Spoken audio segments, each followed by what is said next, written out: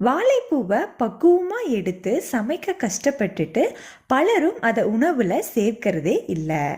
கர்ப்பப்பை கோளாறு, மாதவிடாய் பிரச்சனை, மூல நோய் மற்றும் வயிற்றுப்புண் இந்த மாதிரி பல நோய்களை குணப்படுத்த வாழைப்பூ பயன்படுது.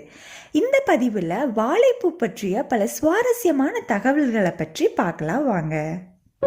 உங்களுக்கு எங்கள் சேனல் வீடியோஸ் பயனுள்ளதாக இருந்துச்சு அப்படின்னா எங்கள் சேனலை சப்ஸ்கிரைப் பண்ணுங்க.